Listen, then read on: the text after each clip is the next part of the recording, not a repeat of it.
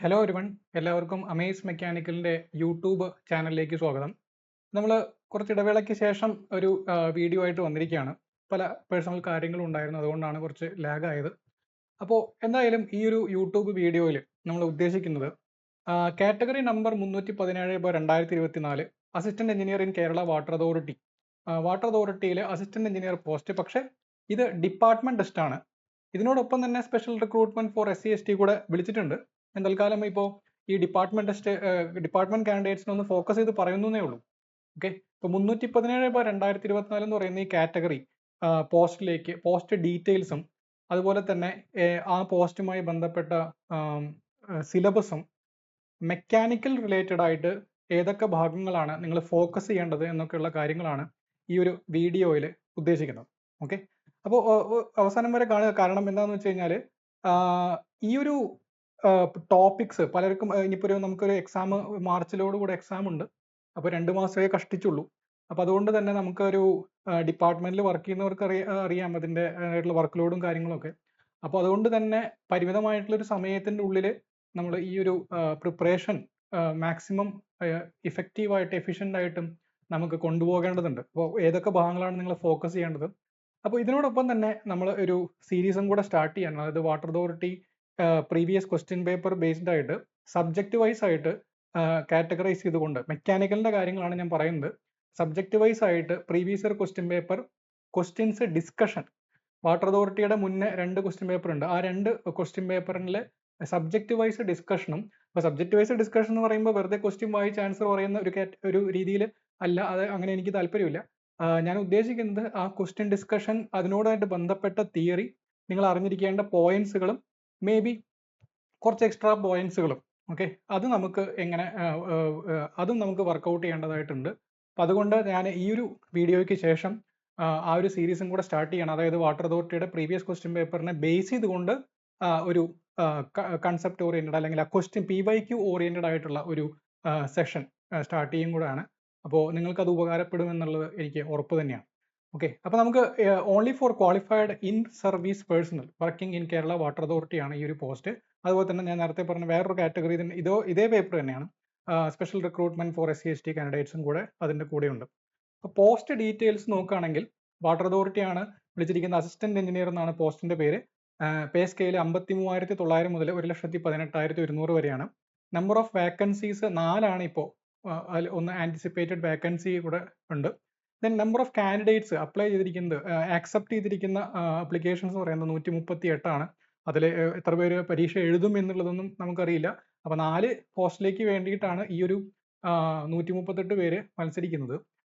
Date of examination എന്ന് പറയുന്നത് Saturday 15 March 2025 അതിൻ്റെ എക്സാം ഹാൾ ടിക്കറ്റ് നിങ്ങൾക്ക് അവൈലബിൾ ആയിരിക്കുക 1/3/2025 മുതലാണ്. ഓക്കെ, അപ്പോൾ സാറ്റർഡേ ആണ് എക്സാം വരുന്നത്. ദെൻ ഇനി നമുക്ക് ഇതിൻ്റെ സിലബസ് നോക്കുകയാണെങ്കിൽ ഒരുപാട് ഡീറ്റെയിൽ, കാരണം നിങ്ങൾക്കറിയാം സിവില്, മെക്കാനിക്കൽ, കെമിക്കൽ ഇത് മൂന്നും കൂടെ ചേർന്നിട്ടാണ് വാട്ടർ അതോറിറ്റി AE പോസ്റ്റിന്റെ എക്സാംസ് നടക്കാറ്. അപ്പം അത്യാവശ്യം നല്ല സ്റ്റാൻഡേർഡ് എക്സാം ആയിരിക്കും. നമുക്ക് വെറുതെ തോന്നിയ പോലെ എന്തെങ്കിലുമൊക്കെ പഠിച്ച് പോകാനായിട്ട് പറ്റില്ല. പിന്നെ ഡിപ്പാർട്ട്മെന്റ് ടെസ്റ്റ് ആയതുകൊണ്ട് കോമ്പറ്റീഷൻ കുറവാണ്. പക്ഷേ പലരും ഇപ്പോഴും സബ്ജക്റ്റ് ആയിട്ട് ടച്ച് കീപ്പ് ചെയ്യുന്നവരുണ്ടായിരിക്കാം. അപ്പം അതുകൊണ്ട് തന്നെ അവരുമായിട്ട് ബന്ധപ്പെട്ട് നോക്കുകയാണെങ്കിൽ കുറച്ച് കോമ്പറ്റീഷൻ ഉണ്ട് എന്ന് തന്നെ പറയാം. അപ്പോൾ മൊഡ്യൂൾ 1 ആദ്യത്തെ കുറച്ച് ഭാഗങ്ങൾ സിവിൽ എഞ്ചിനീയറിംഗുമായിട്ട് ബന്ധപ്പെട്ട ഭാഗങ്ങളാണ്. Module 1 mechanics of solids and structural analysis 4 mark.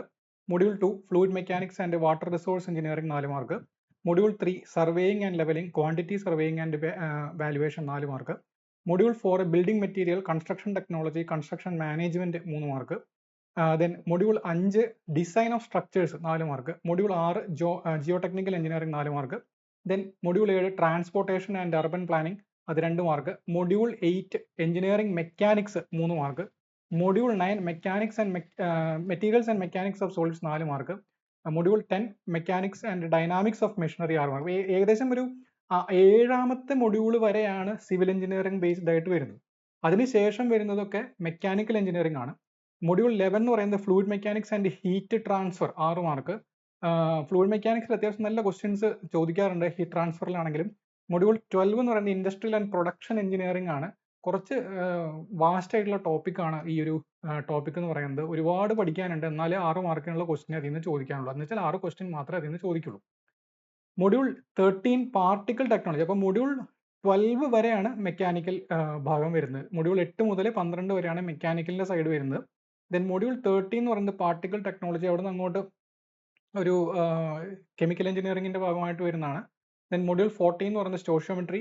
Module 15 is instrumentation, 16 process control, 17 mass transfer, module 18 is polymer technology, module 19 water supply engineering, module 20 waste water engineering. ഇത്രയും ഭാഗങ്ങളാണ് അതിൽ സിലബസിൽ. 20 മൊഡ്യൂളുകളുണ്ട്. അതിൽ ആദ്യത്തെ ഒരു 7 മൊഡ്യൂള് എന്താണ് സിവിൽ എഞ്ചിനീയറിംഗ്, 12ാമത്തെ മൊഡ്യൂൾ വരെ 8 മുതൽ 12 വരെ മെക്കാനിക്കൽ, ദെൻ അതിനുശേഷം വരുന്ന 20ാമത്തെ വരെ എന്താണ് ഈ പറഞ്ഞ കെമിക്കൽ എഞ്ചിനീയറിംഗ് ബേസ്ഡ് ആണ്. അപ്പോൾ ഇതെല്ലാം പഠിക്കണം. എന്നാലും നമുക്ക് മെക്കാനിക്കലിന്റെ കാര്യമാണ് എനിക്ക് ആധികാരികമായിട്ട് പറയാൻ പറ്റുക. ആ മെക്കാനിക്കലിൽ ഏതൊക്കെയാണ് നിങ്ങൾ ഫോക്കസ് ചെയ്യേണ്ടത്. ഓക്കെ, അതായത് ഞാൻ ഉദ്ദേശിക്കുന്നത് ബാക്കിയുള്ളതെല്ലാം സ്കിപ്പ് ചെയ്യാനല്ല, മിനിമം അറിഞ്ഞിരിക്കേണ്ടത് എന്തെന്നുള്ളതാണ്. ഞാൻ മിനിമം നിങ്ങൾ ഫോക്കസ്, കുറച്ച് ഭാഗങ്ങൾ സെലക്ട് ചെയ്ത് പഠിക്കാൻ പറഞ്ഞു കഴിഞ്ഞാൽ ഏതൊക്കെ ടോപ്പിക്കുകളാണ് ഓരോ മൊഡ്യൂളിലും എന്നുള്ളതാണ് ഞാൻ പറയുന്നത്. അപ്പോൾ അതിൽ ഞാൻ സിവിൽ എഞ്ചിനീയറിംഗിനും മെക്കിനും കോമൺ ആയിട്ട് വരുന്ന ചില ഭാഗങ്ങളും കൂടെ ഞാൻ എടുത്തിട്ടുണ്ട്. അപ്പോൾ അതിലൊന്ന് മൊഡ്യൂൾ 1 മെക്കാനിക്സ് ഓഫ് സോളിഡ്സ് ആണ്. അതിൽ റിലേഷൻഷിപ്പ് ബിറ്റ്വീൻ ഇലാസ്റ്റിക് കോൺസ്റ്റൻസ്, അത് പ്രോബ്ലം ചോദിക്കാവുന്ന ഭാഗമാണ്. റിലേഷൻസ് ഡയറക്റ്റ് ആയിട്ട് ചോദിക്കാവുന്ന ഭാഗമാണ്. ഓരോ ഇലാസ്റ്റിക് കോൺസ്റ്റന്റിന്റെയും വാല്യൂ ചോദിക്കാറുണ്ട്. ഇപ്പോൾ സ്റ്റീലിന് എത്രയാണ് യങ്സ് മോഡുലസിന്റെ വാല്യൂ, പോയ്സൺസ് റേഷ്യോയുടെ റേഞ്ച് എത്രയാണ്, ഇങ്ങനെയൊക്കെയുള്ള ചോദ്യങ്ങളൊക്കെ ആ ഭാഗങ്ങളിൽ നിന്ന് വരുന്നത്. Bending moment and shear force, civil എഞ്ചിനീയറിംഗിൽ തന്നെ ഏറ്റവും ഇമ്പോർട്ടന്റ് ആയിട്ടുള്ള ടോപ്പിക്കാണ് shear force and bending moment എന്ന് പറയുന്ന ചാപ്റ്റർ. അത്രയും ഇമ്പോർട്ടന്റ് ടോപ്പിക്കാണ്. അതിൽ നിന്ന് ഒരു ക്വസ്റ്റ്യൻ എന്തായാലും നമുക്ക് പ്രതീക്ഷിക്കാം. Stresses in beams. Stresses in beams എന്ന് പറഞ്ഞു കഴിഞ്ഞാൽ ആക്ച്വലി അതൊരു കമ്പൈൻഡ് ചാപ്റ്റർ ആണ്. അതായത് ബെൻഡിങ് സ്ട്രെസ്, ട്രാൻസ്വേഴ്സ് ഷിയർ എന്ന് പറയുന്ന 2 കാറ്റഗറിയാണ്. സ്ട്രെയിൻ അപ്പോൾ ഈ ബെൻഡിങ് സ്ട്രെസ്, ബെൻഡിങ്ങിലും ട്രാൻസ്വേഴ്സിലും നോക്കിക്കഴിഞ്ഞാൽ കുറച്ചും കൂടെ ഇമ്പോർട്ടന്റ് ആയിട്ട് സ്റ്റാൻഡേർഡ് എക്സാംസിനൊക്കെ കീപ്പ് ചെയ്യാറുള്ളത് ബെൻഡിങ് സ്ട്രെസ്സിന്റെ കാര്യങ്ങളാണ്. ഒരു ബീം ബെൻഡിങ് എന്ന് പറയുന്ന, സിമ്പിൾ ബെൻഡിങ് എന്ന് പറയുന്ന കൺസെപ്റ്റ്, ആ ഒരു ചാപ്റ്ററാണ് കൂടുതലും ഇമ്പോർട്ടന്റ് ആയിട്ട് ചോദിക്കാറുള്ളത്. Then strain energy due to bending, bending കാരണം ഉണ്ടാകുന്ന സ്ട്രെയിൻ എനർജി. ഒരു ബീമിന്റെ ഡിസൈനിൽ തന്നെ ഇമ്പോർട്ടന്റ് ക്രൈറ്റീരിയൻ ആണ് സ്ട്രെയിൻ എനർജി. ആ സ്ട്രെയിൻ എനർജി മെയിൻലി ബെൻഡിങ് കാരണം ഉണ്ടാകുന്ന സ്ട്രെയിൻ എനർജിയുടെ കാര്യങ്ങളും അതുമായിട്ട് ബന്ധപ്പെട്ട ചെറിയ ചെറിയ പ്രോബ്ലംസുകളോ അല്ലെങ്കിൽ ഫോർമുലകൾ, ബെൻഡിങ് സ്ട്രെസ്സിന്റെ സ്ട്രെയിൻ എനർജിയുടെ ഫോർമുല ഡ്യൂ ടു ബെൻഡിങ്, അങ്ങനത്തെ കുറച്ച് ക്വസ്റ്റ്യൻസ്. അതുപോലെ തന്നെ സ്ട്രെസ്സസ് ഓൺ ഇൻക്ലൈൻഡ് പ്ലെയിൻസ്. അപ്പോൾ ഇത് ഈ മോർ സർക്കിൾ, അതുപോലെ തന്നെ പ്രിൻസിപ്പൽ സ്ട്രെസ്, പ്രിൻസിപ്പൽ പ്ലെയിൻസ്, ഇതുമായിട്ട് ബന്ധപ്പെട്ട തിയറി ക്വസ്റ്റ്യനും ചോദിക്കാറുണ്ട്. പക്ഷെ ഒരു A ലെവൽ ആയതുകൊണ്ട് പ്രോബ്ലംസ് നമുക്ക് പ്രതീക്ഷിക്കാം. ഡിഫ്ലക്ഷൻ ഓഫ് ബീംസിൽ അതേപോലെ തന്നെ ഡയറക്റ്റ് ഫോർമുല ബേസ്ഡ് ക്വസ്റ്റ്യൻ ഉണ്ട്. ഫോർമുല ഐഡന്റിഫൈ ചെയ്യാനുള്ള ക്വസ്റ്റ്യൻസ് ഉണ്ടാവാറുണ്ട് ഈ ഡിഫ്ലക്ഷൻ ഓഫ് ബീംസ് എന്ന് പറയുന്ന ഭാഗത്ത്. Then module 2 fluid mechanics. Fluid മെക്കാനിക്സിൽ സ്റ്റാറ്റിക്സ്, ഡൈനാമിക്സ്, ഓപ്പൺ ചാനല്, ഇത്രയും ഭാഗങ്ങൾ ആണ് ഫ്ലൂയിഡ് മെക്കാനിക്സിന്റെ ഭാഗമായിട്ടുള്ളത്. അതിൽ ഫ്ലൂയിഡ് സ്റ്റാറ്റിക്സിൽ പ്രോപ്പർട്ടീസ് ഓഫ് ഫ്ലൂയിഡ് ഉണ്ട്, അതുപോലെ തന്നെ പ്രഷർ ഉണ്ട്, ബോയൻസി ഉണ്ട്, ഹൈഡ്രോസ്റ്റാറ്റിക് ഫോഴ്സസ് ഉണ്ട്. അങ്ങനെ 4-5 ചാപ്റ്ററുകളുണ്ട്. അതിൽ ഏറ്റവും പ്രധാനപ്പെട്ട ചാപ്റ്റർ ആയിട്ട് ഫ്ലൂയിഡ് പ്രഷർ ആണ്. Fluid pressure and it's measurement എന്ന് പറയുന്ന ആ ഒരു ചാപ്റ്റർ ആണ് കുറച്ചും കൂടെ ഇമ്പോർട്ടന്റ് ആയിട്ടുള്ളത്. നിങ്ങൾ ആ ഒരു ഭാഗം ഒരിക്കലും സ്കിപ്പ് ചെയ്യരുത്. ഡൈനാമിക്സ് ഓഫ് ഫ്ലൂയിഡ് ഫ്ലോ, അതായത് ബെർണോളിസ് ഇക്വേഷൻ, അതുപോലെ തന്നെ വെഞ്ചൂറി മീറ്റർ, ഒറിഫൈസ് മീറ്റർ, അങ്ങനെയുള്ള ഫ്ലോ മെഷറിംഗ് ഇൻസ്ട്രുമെന്റ്സ്. അപ്പോൾ എന്താ വെച്ചാൽ ഈ വാട്ടർ അതോറിറ്റി ഡീൽ ചെയ്യുന്ന തന്നെ ഒരു ഫ്ലൂയിഡ് ആണല്ലോ. വാട്ടർ എന്ന് പറയുന്ന ഒരു ഫ്ലൂയിഡ് ആണല്ലോ. വാട്ടർ അതോറിറ്റിയുടെ പേരിൽ തന്നെ ഒരു ഫ്ലൂയിഡ് ഉണ്ട്. അതുകൊണ്ട് ഫ്ലൂയിഡ് മെക്കാനിക്സ് എന്ന് പറയുന്ന ആ ഒരു സബ്ജക്ട് അത്യാവശ്യം ഡീറ്റെയിൽ ആയിട്ട്, കാരണം പ്രീവിയസ് ഇയർ ക്വസ്റ്റ്യൻ പേപ്പേഴ്സ് നോക്കി അറിയാം, അത്യാവശ്യം നല്ല ടഫ് ആയിട്ടുള്ള പ്രോബ്ലംസും അതിൽ ചോദിച്ചിട്ടുണ്ട്. Then flow through pipes. Water authority ആ ഒരു ഡൊമസ്റ്റിക് വാട്ടർ സപ്ലൈ ചെയ്യുന്നത് തന്നെ പൈപ്പിൽ കൂടെയാണ്. അപ്പോൾ അതുകൊണ്ട് പൈപ്പ് സിസ്റ്റത്തിന്റെ പറ്റിയുള്ള എല്ലാ കാര്യങ്ങളും നിങ്ങൾ അറിഞ്ഞിരിക്കണം. ഓപ്പൺ ചാനൽ ഫ്ലോ, സിവിലിനെ സംബന്ധിച്ച് ഏറ്റവും ഇമ്പോർട്ടന്റ് ആയിട്ടുള്ള ഒരു ഭാഗമാണ് ഓപ്പൺ ചാനൽ ഫ്ലോ. അപ്പോൾ ഓപ്പൺ ചാനൽ ഫ്ലോ എന്ന് പറയുന്നത് ഒരു വാസ്റ്റ് ടോപ്പിക് ആണെന്ന് അറിയാം. എന്നിരുന്നാൽ പോലും ആ ഒരു സ്പെസിഫിക് എനർജി, അങ്ങനെയുള്ള കുറച്ച് കാര്യങ്ങൾ, അതായത് most economical channel, most efficient channel, അതൊക്കെ കണ്ടീഷൻ സെയിം തന്നെ. അപ്പോൾ അത്തരം ചില സ്റ്റാൻഡേർഡ് ആയിട്ടുള്ള ഭാഗങ്ങൾ, ഇമ്പോർട്ടന്റ് ആയിട്ടുള്ള ഭാഗങ്ങൾ അതിലുണ്ട്. ഇമ്പൾസ് ആൻഡ് റിയാക്ഷൻ ടർബൈൻസ്, അതുപോലെ തന്നെ സെൻട്രിഫ്യൂഗൽ പമ്പ്, ഇവരുടെയൊക്കെ ക്ലാസിഫിക്കേഷൻസ്, സ്പെസിഫിക് സ്പീഡ്, അങ്ങനെയുള്ള ചില പാരാമീറ്റേഴ്സുകളൊക്കെ അതിൽ ഫോക്കസ് ചെയ്ത് പഠിക്കേണ്ടതായിട്ടുണ്ട്. ദെൻ മൊഡ്യൂൾ 8 എഞ്ചിനീയറിംഗ് മെക്കാനിക്സിൽ നിങ്ങൾ ഫോക്കസ് ചെയ്യേണ്ടത് equilibrium, rigid bodies. Rigid bodies and equilibrium എന്ന് പറയുന്നത് ഒരു കൺകറന്റ് സിസ്റ്റത്തിലുള്ള ബോഡി എങ്ങനെയാണ് ഇക്വിലിബ്രിയം, ലാമിസ് ഇക്വേഷൻ, അതുപോലെ തന്നെ പാരലോഗ്രാം ലോ ഓഫ് ഫോഴ്സസ്, ഇങ്ങനെയുള്ള ചില കാര്യങ്ങളാണ്. റിസൾട്ടന്റ് കണ്ടുപിടിക്കുക, അതൊക്കെയാണ് ഇക്വിലിബ്രിയം ഓഫ് റിജിഡ് ബോഡി. അതുപോലെ തന്നെ ഫ്രീ ബോഡി ഡയഗ്രത്തിലെ ഫ്രീ ബോഡി ഡയഗ്രാം വരച്ചുകൊണ്ട് ചെയ്യുന്ന പ്രോബ്ലംസ് ഈ ലൈക്ക് ഫ്രിക്ഷന്റെ ചില പ്രോബ്ലംസ് നമ്മൾ ഫ്രീ ബോഡി ഡയഗ്രാം വരച്ച് ചെയ്യാറുണ്ട്. ചില റിയാക്ഷൻസ് കണ്ടുപിടിക്കാനായിട്ട് ഫ്രീ ബോഡി ഡയഗ്രാം. അപ്പോൾ നമ്മൾ മുന്നേ പറഞ്ഞ ആ ഒരു ഷിയർ ഫോഴ്സ് ബെൻഡിങ് മൊമെന്റ് ഡയഗ്രത്തിൽ നമ്മൾ വരയ്ക്കുന്നത്, ആ ബീമിന്റെ ഒരു ഡയഗ്രാം വരയ്ക്കുന്നത്, അതിൽ ആക്ട് ചെയ്യുന്ന ലോഡുകളും സപ്പോർട്ട് റിയാക്ഷനൊക്കെ ആയിട്ട് വരയ്ക്കുന്നത് ആ ബീമിന്റെ ഒരു ഫ്രീ ബോഡി ഡയഗ്രാം തന്നെയാണ്. അപ്പോൾ ഫ്രീ ബോഡി ഡയഗ്രത്തിന്റെ പറ്റിയുള്ള ഒരു നോളേജ്, ബേസിക് നോളേജ് അത്യാവശ്യമാണ്. Conditions of equilibrium in 2 dimension, 3 dimension and 2 force and 3 force members. 3 dimension അല്ല, 2 force and 3 force members. അതാണ് ഞാൻ നേരത്തെ പറഞ്ഞ ലാമിസ് ഇക്വേഷൻ എക്സെട്ര. അപ്പോൾ ഇക്വിലിബ്രിയം ഓഫ് റിജിഡ് ബോഡി എന്ന് പറയുന്ന ഭാഗം തന്നെയാണ് ഈ കണ്ടീഷൻ ഓഫ് ഇക്വിലിബ്രിയം. അതിൽ ഇക്വിലിബ്രിയം കണ്ടീഷൻസും നമ്മൾ കൂടെ പഠിക്കും. അപ്പോൾ ബേസിക്കലി പറയുകയാണെങ്കിൽ രണ്ട് ഭാഗങ്ങളാണ് നിങ്ങൾ ഫോക്കസ് ചെയ്യേണ്ടത്, ഇക്വിലിബ്രിയം അതുപോലെ തന്നെ ഫ്രീ ബോഡി ഡയഗ്രം എന്ന് പറയുന്ന ഭാഗം. മൊഡ്യൂൾ 9, ഇനി നമ്മൾ മൊഡ്യൂൾ 8 മുതൽ ഇവിടെ നിന്ന് അങ്ങോട്ട് എഞ്ചിനീയറിംഗ് മെക്കാനിക്സ് ആണെന്ന് പറഞ്ഞു, സോറി മെക്കാനിക്കൽ എഞ്ചിനീയറിംഗിന്റെ ഭാഗമാണ്. അപ്പോൾ module 9 mechanics, materials and mechanics of solids. Mechanics of സോളിഡ്സിൽ ഓൾറെഡി എന്തൊക്കെയാണ് ഫോക്കസ് ചെയ്യേണ്ടത് ഞാൻ അവിടെ പറഞ്ഞിട്ടുണ്ട്. അപ്പോൾ കോമൺ ടോപ്പിക് ആയതുകൊണ്ട് തന്നെ കുറച്ച് ഭാഗങ്ങൾ സിലബസിൽ റിപ്പീറ്റ് ചെയ്തിട്ടുണ്ട്, അതുകൊണ്ട് ഞാനത് വീണ്ടും എടുത്ത് പറയുന്നില്ല. അപ്പോൾ മെറ്റീരിയൽ സയൻസ് എന്ന് പറയുന്ന ഭാഗത്ത് നിങ്ങൾ ഫോക്കസ് ചെയ്യേണ്ട ഭാഗമാണ് ഞാൻ എടുത്ത് പറയുന്നത്. Crystal structure, BCC structure, FCC structure, simple cubic structure, ഇതിനൊക്കെ എക്സാമ്പിൾസ്, അതുപോലെ തന്നെ അതിന്റെ പാക്കിംഗ് എഫിഷ്യൻസി, അങ്ങനെയുള്ള അറ്റോമിക് പാക്കിംഗ് ഫാക്ടർ, അങ്ങനെയുള്ള കുറച്ച് കാര്യങ്ങൾ ഈ ക്രിസ്റ്റൽ സ്ട്രക്ചറുമായി ബന്ധപ്പെട്ടുണ്ട്. അതിൽ നിന്ന് ഡയറക്റ്റ് ക്വസ്റ്റ്യൻസുകൾ ചോദിക്കാറുണ്ട്. ഫേസ് ഡയഗ്രംസ്, അതിൽ തന്നെ ഏറ്റവും ഇമ്പോർട്ടൻ്റ് ആയിട്ട് അയൺ കാർബൺ ഫേസ് ഡയഗ്രാം എന്ന് പറയുന്ന ആ ഒരു അതിൽ നിന്ന് തന്നെ എത്ര പെർസെൻറ്റേജ് സ്റ്റീൽ, മൈൽഡ് സ്റ്റീലിൽ എത്ര പെർസെൻറ്റേജ് കാർബൺ ഉണ്ട്, പിന്നെ അതുപോലെ തന്നെ ആ ഫേസ് ഡയഗ്രത്തിൽ വരുന്ന ചില റിയാക്ഷൻസ്, യൂടെക്റ്റിക് റിയാക്ഷൻ, പെരിടെക്റ്റിക് റിയാക്ഷൻ, യൂടെക്ടോയിഡ് റിയാക്ഷൻ, ആ റിയാക്ഷൻസ് ഐഡന്റിഫൈ ചെയ്യാനായിട്ടുള്ള ഭാഗങ്ങളും ഇമ്പോർട്ടൻ്റ് ആണ്.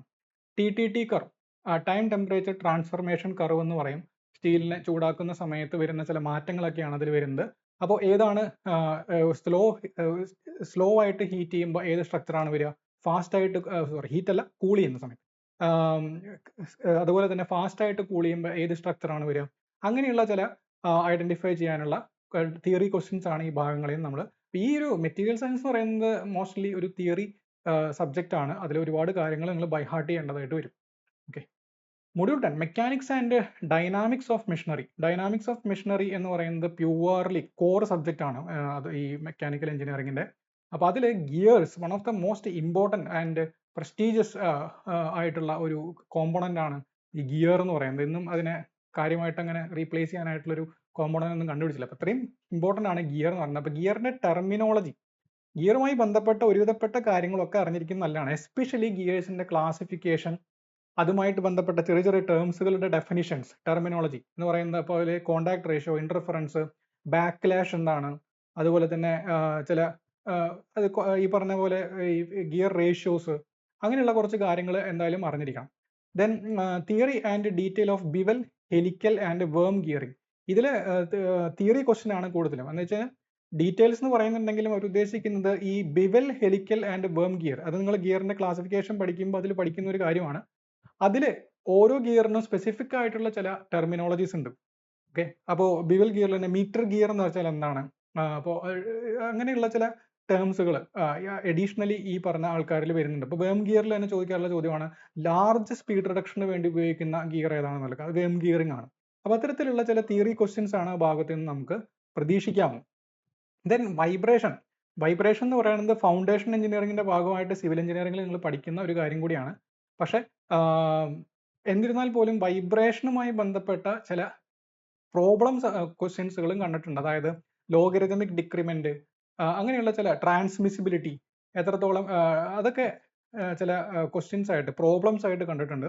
അതല്ലാതെ വൈബ്രേഷന്റെ ചില ടേംസുകൾ ഉണ്ടല്ലോ, ഫ്രീ വൈബ്രേഷൻ, അതുപോലെ തന്നെ ഫോഴ്സ്ഡ് വൈബ്രേഷൻ, ഫ്രീക്വൻസി, അങ്ങനെയുള്ള കുറെ കാര്യങ്ങളും അതിൽ വരുന്നതാണ്.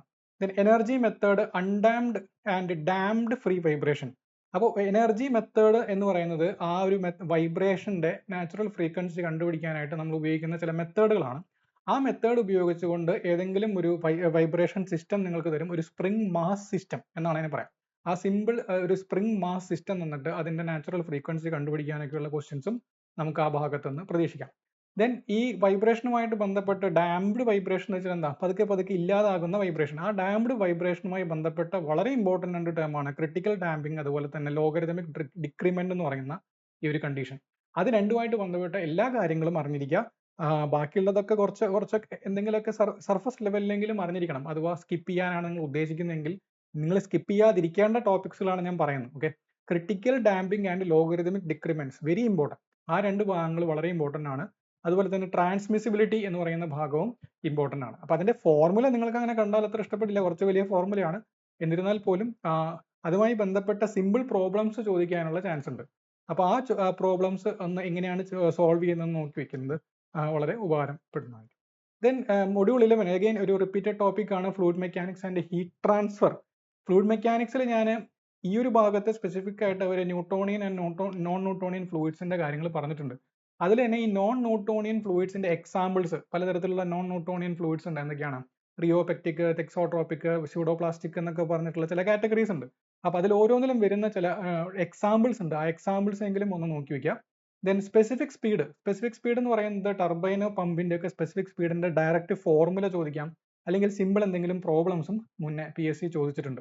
വാട്ടർ ഹാമർ എന്ന് പറയുന്നത് പൈപ്പ് ഫ്ലോയിൽ വരുന്ന ഒരു കണ്ടീഷനാണ് വാട്ടർ ഹാമർ. അപ്പോൾ വാട്ടർ ഹാമറിൽ തന്നെ ഒരു മൂന്ന് ടൈപ്പ് ഫോർമുല ഉണ്ട്. ഒന്ന് വാട്ടർ ഹാമർ ഇല്ലാത്ത കണ്ടീഷൻ, വാട്ടർ ഹാമർ ഉള്ളതിൽ തന്നെ റിജിഡ് പൈപ്പും ഇലാസ്റ്റിക് പൈപ്പും വരുന്ന കണ്ടീഷൻ.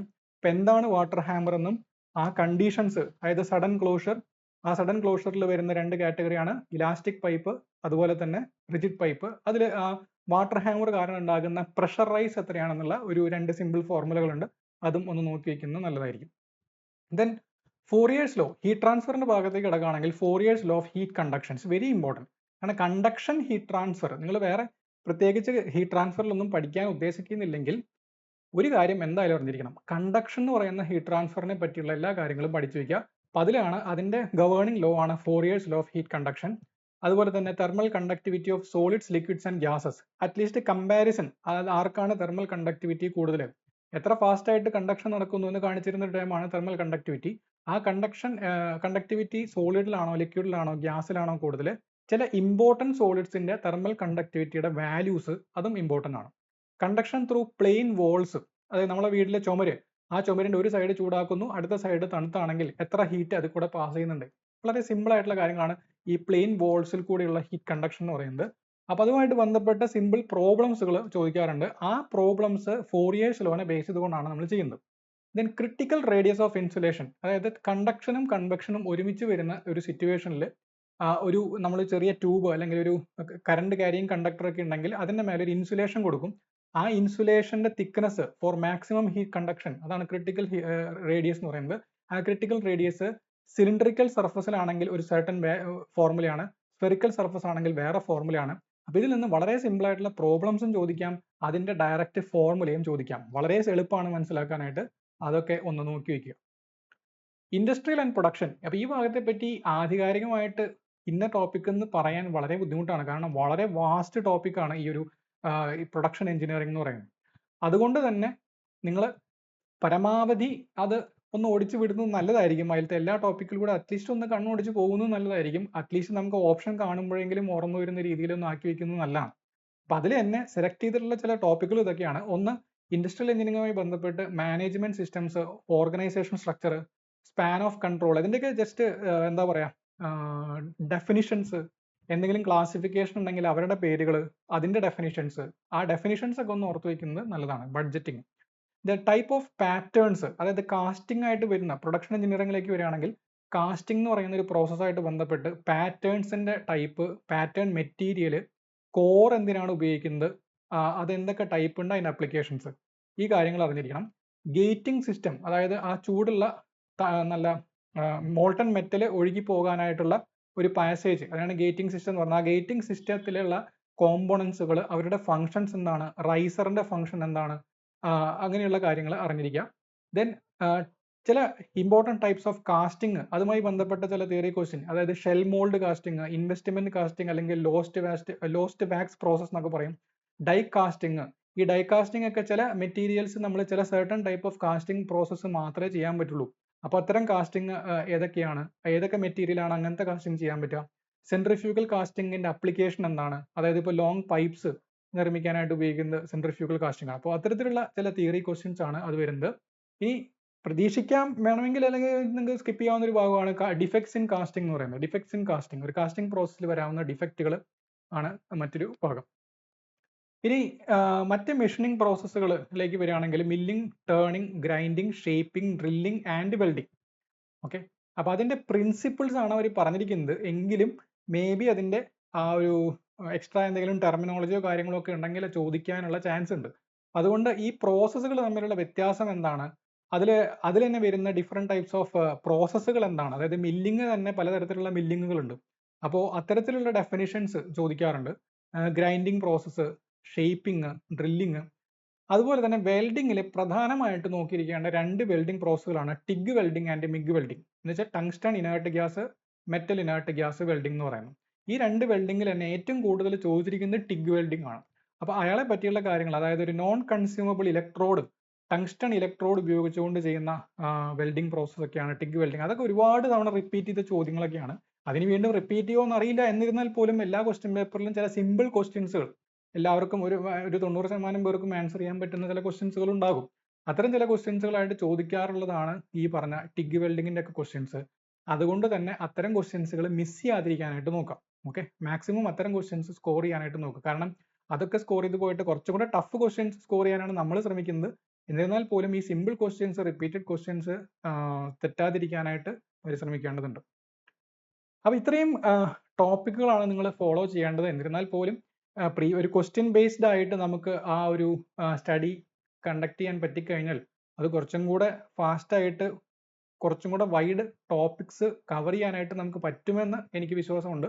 അപ്പോൾ ആ ഒരു വിശ്വാസത്തിൻ്റെ പുറത്ത് നമുക്ക് നെക്സ്റ്റ് വീഡിയോ മുതൽ ഈ പ്രീവിയസ് ഇയർ ക്വസ്റ്റ്യൻ ബേസ്ഡ് ആയിട്ട് അതിൻ്റെ തിയറി ക്വസ്റ്റ്യൻസ്, ആ ക്വസ്റ്റ്യൻ്റെ എക്സ്പ്ലനേഷനിലും ഒരുപാട് എക്സ്ട്രാ പോയിന്റ്സുകളും ഇൻക്ലൂഡ് ചെയ്തുകൊണ്ട് മാക്സിമം ഞാൻ പറയാനായിട്ട് ശ്രമിക്കാം. ഒരുപാട് ലെങ്തി ആയി കഴിഞ്ഞാൽ നിങ്ങൾക്കും കാണാൻ ബോറടിക്കും, എനിക്കും പറയാൻ ബോറടിക്കും. അതുകൊണ്ട് ഒരുപാട് ലെങ്തി ആക്കില്ല. എന്നിരുന്നാൽ പോലും നമുക്ക് കുറച്ചും കൂടെ ടോപ്പിക്സ് കവർ ചെയ്യാവുന്ന രീതിയിൽ ഞാനത് ഇൻക്ലൂഡ് ചെയ്യാനായിട്ട് ശ്രമിക്കാം. അപ്പോൾ ഇതൊക്കെ ഞാനിനി ഡിസ്കസ് ചെയ്യുന്ന ക്വസ്റ്റ്യൻസ്, ഇപ്പോൾ നമ്മൾ നെക്സ്റ്റ് ഡിസ്കസ് ചെയ്യാൻ പോകുന്നത് strength of material engineering mechanics, strength of material clubbed ആയിട്ട് ഒരു പ്രീവിയസ് ക്വസ്റ്റ്യൻ പേപ്പേഴ്സിലെ 2 ക്വസ്റ്റ്യൻ പേപ്പറിൽ ചോദിച്ചിരിക്കുന്ന ക്വസ്റ്റ്യൻസുകളാണ്. അപ്പോൾ ആ ഒരു ക്വസ്റ്റ്യനും ആ ക്വസ്റ്റ്യനുമായി ബന്ധപ്പെട്ട തിയറിയും അതെങ്ങനെയാണ്, പ്രോബ്ലം ആണെങ്കിൽ പ്രോബ്ലം, തിയറി ആണെങ്കിൽ തിയറി എങ്ങനെയാണ് അതിൻ്റെ ആൻസർ വന്നതെന്നും അതുമായി ബന്ധപ്പെട്ട എന്തെങ്കിലും എക്സ്ട്രാ പോയിന്റ്സ് ഉണ്ടെങ്കിൽ അതും നമുക്ക് ഡിസ്കസ് ചെയ്യാം. അപ്പോൾ അതിൽ കൂടെ നിങ്ങൾ കൂടുതൽ കുറച്ചും കൂടെ ഈസി ആയിട്ട് നിങ്ങളെ പഠനം മുന്നോട്ട് കൊണ്ടുപോകാൻ പറ്റുമെന്ന് ഞാൻ വിശ്വസിക്കുന്നു. അപ്പോൾ എന്തായാലും നമുക്ക് അടുത്ത വീഡിയോയിൽ കാണാം. Thank you.